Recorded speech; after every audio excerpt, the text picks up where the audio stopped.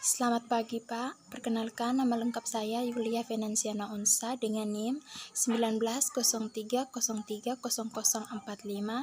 kelas B, semester 5, jurusan Sosiologi, Fakultas Ilmu Sosial dan Ilmu Politik, Universitas Nusa Cendana Kupang. Pada video kali ini saya akan membacakan terjemahan dari sebuah buku dengan judul Memikirkan Kembali Kebebasan Orang Kulit Hitam. Buku ini ditulis oleh Yohuro William. Para pendahulu dan asal-usul hak sipil dan pergerakan kekuatan orang kulit hitam, keadilan tidak pernah diberikan. Keadilan dituntut dan perjuangan harus berlanjut karena kebebasan tidak pernah menjadi fakta final, tetapi proses yang berkelanjutan dari hubungan manusia, sosial, politik, ekonomi, dan agama yang semakin tinggi. Ini merupakan pendapat dari Apili Prandor. Gerakan hak sipil dan kekuatan orang kulit hitam menempati tempat yang bagus baru-baru ini dalam sejarah Amerika Serikat. Organisasi tentang ras dan demokrasi yang berusaha untuk mengkonseptualisasikan kondisi bangsa-bangsa perjuangan Amerika Serikat untuk mendamaikan unsur-unsur ketidaksetaraan rasial dengan penampilannya dan kemenangan atas hukum pada tahun 1950. Pada tahun 1960,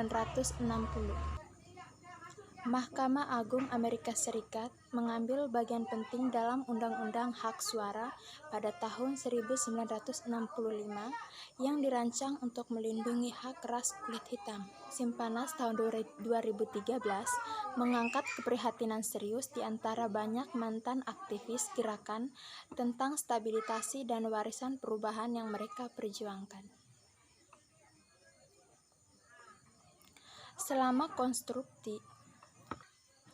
Selama rekonstruksi, Lewis mengikat kemenangan hak sipil di zamannya dengan banyak sejarah panjang perjuangan untuk mengakhiri perbudakan dan mempertahankan perlindungan bagi hak sipil Afrika Amerika sampai hari ini.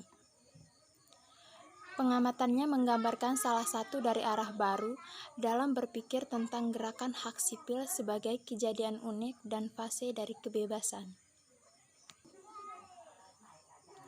Selama dekade terakhir, para sarjana telah berdebat tentang bagaimana menangkap esensi, memikirkan kembali batas-batas temporal gerakan ini. Secara tradisional, para sarjana telah memperlakukan gerakan ini terutama sebagai gerakan selatan yang menempatkan tanggalnya pada periode antara tahun 1954 sampai 1968.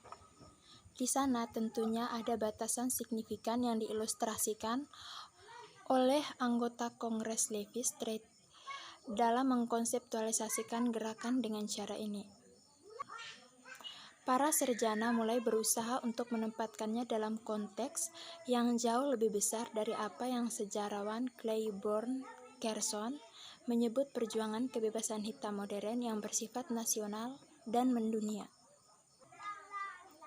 Seperti yang diusulkan oleh sosiolog Aldon Morris, yaitu protes terorganisir terhadap dominasi ras kulit putih selalu menjadi salah satu dari landasan pengalaman kulit hitam. Menghormati namun memperluas batas-batas kronologis peristiwa ini menyoroti masalah kepribadian, strategi, dan taktik yang digunakan oleh mereka yang berdedikasi untuk memenangkan kesetaraan penuh untuk orang Afrika Amerika. Bahkan dalam situasi kasus tentang gerakan tersebut, para sarjana dengan cepat menyadari dan mengakui itu, sementara periode pasca perang menyaksikan berkembangnya perlawanan terhadap Amerika Apartheid.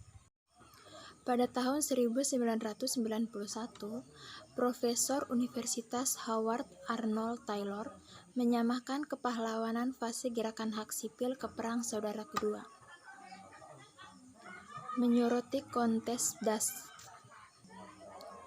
Menyoroti kontes besar yang akhirnya mengarahkan pada kasus pengadilan dan undang-undang penting pada tahun 1991. Profesor Universitas Howard Arnold Taylor menyamakan kepahlawanan fase gerakan hak sipil ke Perang Dunia Kedua.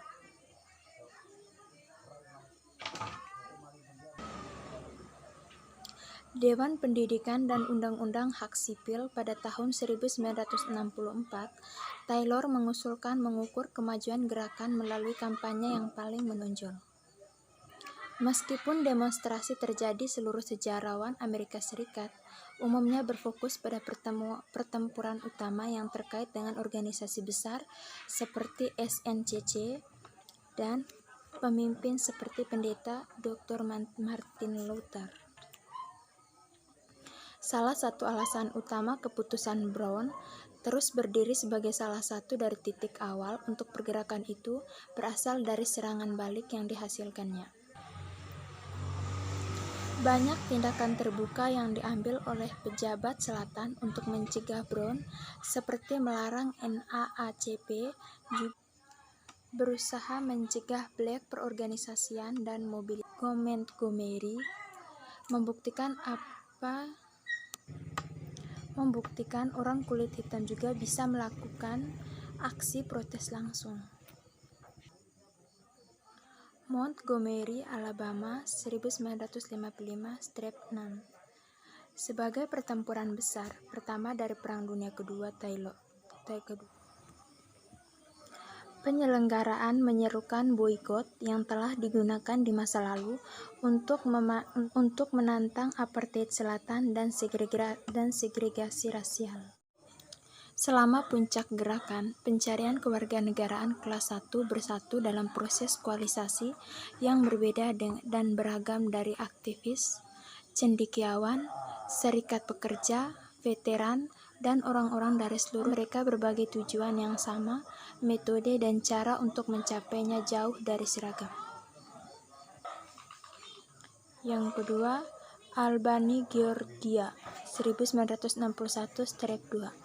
Sebagai bagian dari kampanye untuk memperdayakan orang Afrika Amerika melalui kontak suara, pekerja SNCC memusatkan perhatian pada kota Albany.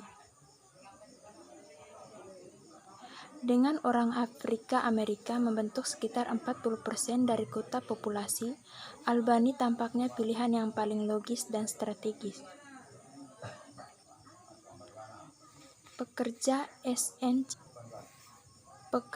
SNCC mengenali peluang dan tantangan yang disajikan oleh pendekatan ini.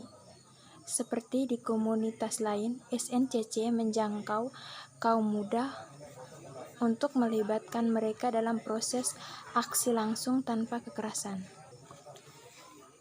Charles Sherrod menjelaskan, kegunaan dan daya tarik strategi semacam itu, terutama kepada kaum muda terbiasa dengan kekerasan segregasi, tetapi dengan keberanian untuk mendesak hak sipil, yaitu dengan apapun kecuali tubuh dan pikiran kita. Selama bertahun-tahun, para sarjana berusaha untuk menunjukkan dengan tepat asal-usul kekuatan hitam, bukan sebagai gerakan berkelanjutan. Biasanya dalam akun periode saat itu adalah orang keturunan Afrika. Para penduduknya berpendapat harus bersatu atas dasar kesamaan Afrika warisan. Orang keturunan Afrika, para pendukungnya berpendapat harus bersatu atas dasar kesamaan Afrika dan budaya serta pengalaman bersama mereka tentang penindasan rasial. Meskipun sering dikecam sebagai separatis, pendukung Black Power mengejar ini tujuan dengan berbagai cara.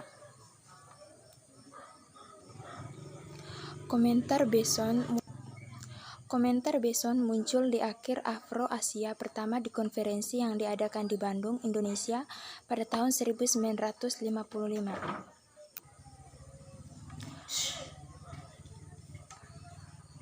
Ada delegasi dari 29 negara non-blok di Afrika, Timur Tengah, dan Asia berkumpul untuk membahas agenda yang mencela rasisme dan kolonialisme dan berusaha menemukan jalur netral dalam Perang Dingin yang meningkatkan antara Amerika Serikat dan Uni Soviet. Meskipun Amerika Serikat memilih untuk tidak mengirim perwakilan, anggota Kongres New York, Adam Clayton Powell hadir. Sekian dari saya, semoga bermanfaat. Terima kasih.